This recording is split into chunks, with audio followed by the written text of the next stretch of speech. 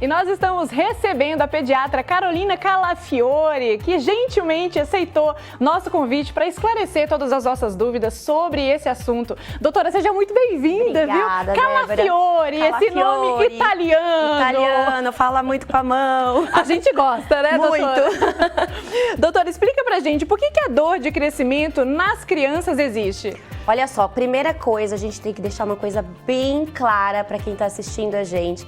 Eu até fiz uma enquete ontem no meu Instagram e a maioria das pessoas acredita que a dor do crescimento está relacionada com o crescimento físico da criança, mas não tem relação nenhuma, tá? A causa exata do que causa essa dor nas crianças, como você falou, vem no final do dia ou à noite, a gente não tem ainda esclarecido, mas existem várias hipóteses.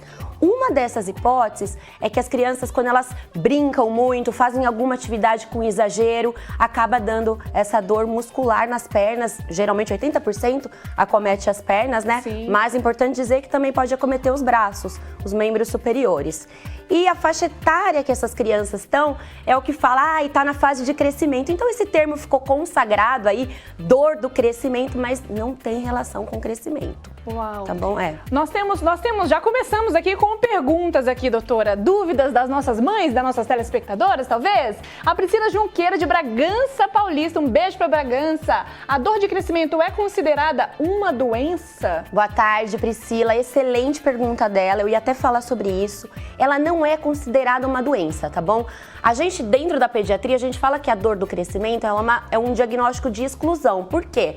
Não é toda dor que a criança tem na perna que a gente pode considerar como a dor do crescimento. A dor do crescimento, ela é benigna, ela é autolimitada, tanto que a criança, no dia seguinte, ela tá ótima, tá correndo, tá pulando. Geralmente, essa dor passa com uma massagem, carinho do papai e da mamãe, uma bolsinha de água quente, medicação, lembrando, sempre tem que ser prescrita pelo pediatra, mas ela não é considerada uma doença. Se a criança tem dor nas pernas, a gente tem que excluir outras causas. Por exemplo, infecção, inflamação, artrites, neoplasias. Então, essas sim são consideradas doenças. A dor do crescimento não é considerada uma doença. É uma excelente pergunta, né? É muito boa. E eu ia falar isso, Sim. né? É muito importante. Então, se o seu filho tá tendo frequentemente dor na perna, chora, geralmente a criança, às vezes ela acorda no meio da madrugada chorando de dor, né?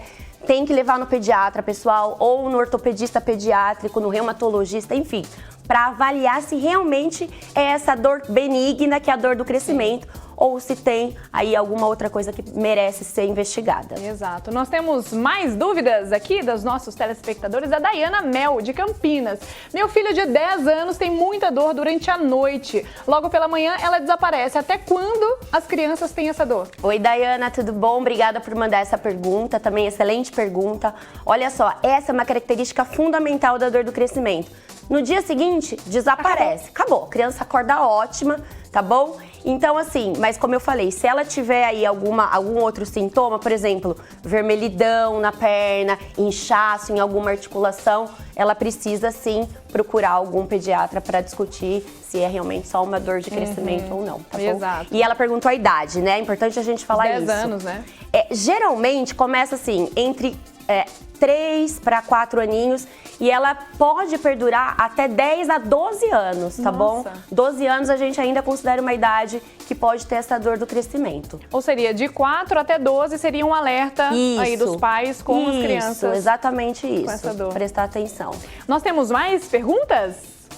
O Thiago Pereira, de Piracicaba. A natação pode ser um esporte que diminua as câimbras e evite a dor de crescimento? Muito boa a sua pergunta também, Thiago. O legal da natação é que a natação ela não é um esporte de impacto, né? Os esportes que têm mais impacto, eles predispõem mais a ter essa dor muscular no final do dia. A natação é um excelente esporte, aliás, todos os esportes são muito importantes para as crianças, eles ajudam no crescimento, ao contrário que às vezes as pessoas falam, muito esporte pode prejudicar, só se o esporte for em excesso.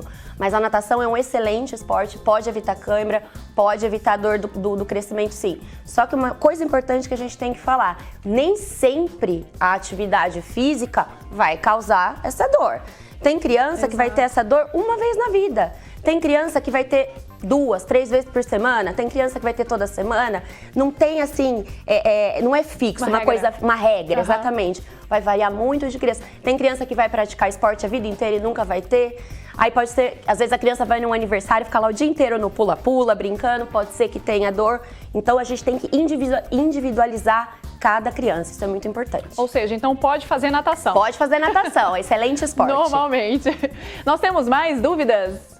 A Lúcia Dias, de Cabreúva, a dor por ser interna pode acontecer de aparecer hematomas na pele? Não, Lúcia, isso é um ponto muito importante, essa pergunta que a Lúcia fez, que é a seguinte.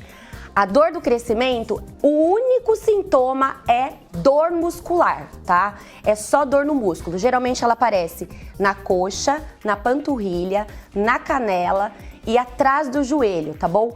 Se aparecer manchinha, hematoma, alguma outra coisa, inchaço, aí a gente tem que começar a investigar, porque a causa pode ser não ser a dor do crescimento. Essa é uma das principais características da dor do crescimento. A gente não tem nenhum outro sintoma associado. Não tem febre, não tem mancha, não tem edema, não tem aumento de temperatura local, nada, tá bom? Então, se aparecer algumas manchinhas, conversa com o seu pediatra que vai ser importante. Exato. E você falou dos sintomas, doutora?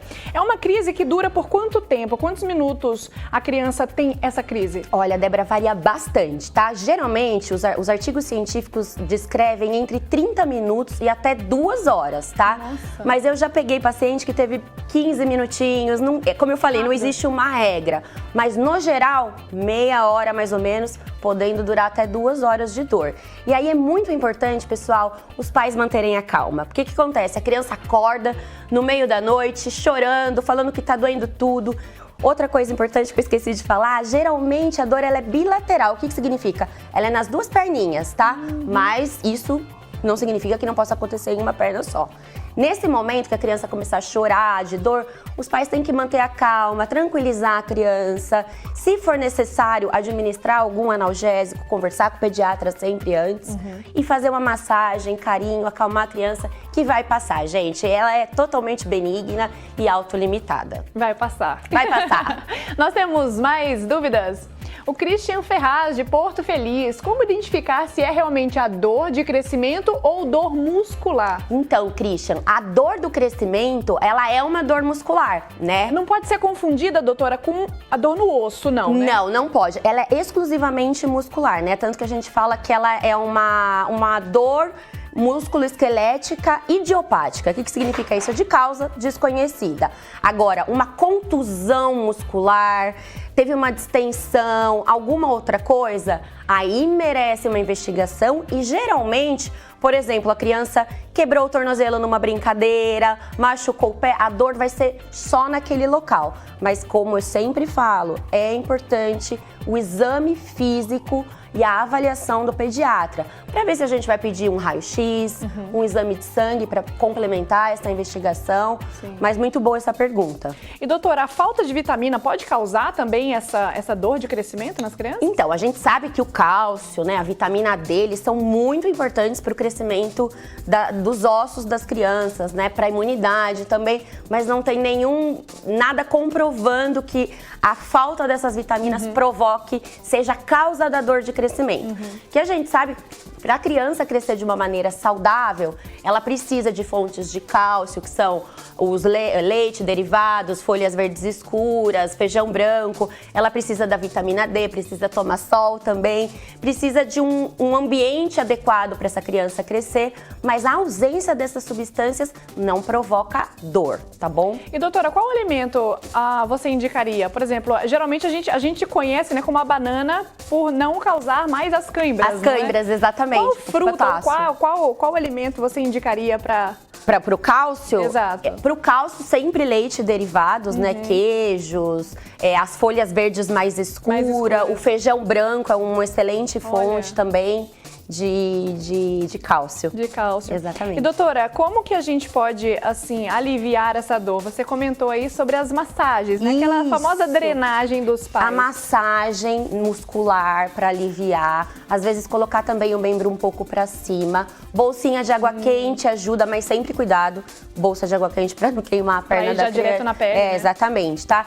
E a medicação, se você quiser passar uma pomada com anti-inflamatório ou tomar uma medicação via oral, dar para o seu filho uma medicação, sempre conversar com o pediatra para ser prescrita de uma maneira adequada, dose adequada e a medicação adequada. Mas esses casos que não passam com massagem, para os meus pacientes eu geralmente recomendo um anti-inflamatório por via oral. E passar por você. E passar por mim, pode passar, vai ser um prazer atender vocês. Doutora, muitíssimo obrigada. Eu que a gente agradeço. teve uma aula aqui agora. Muitíssimo Se alguém tiver obrigada. alguma dúvida, vai ter meu contato, pode me mandar, eu faço Deixa questão. seu Instagram aqui pra gente. Isso, tá aí doutora, meu Instagram. Doutora, é @doutora.carol Calafiore. Pode me mandar pergunta lá, vai ser um prazer responder vocês. Que demais. Muitíssimo obrigada pela sua presença, Débora, por tirar obrigada. todas as nossas dúvidas e volte sempre. Pode deixar, estarei aqui mais vezes. Obrigada. Imagina.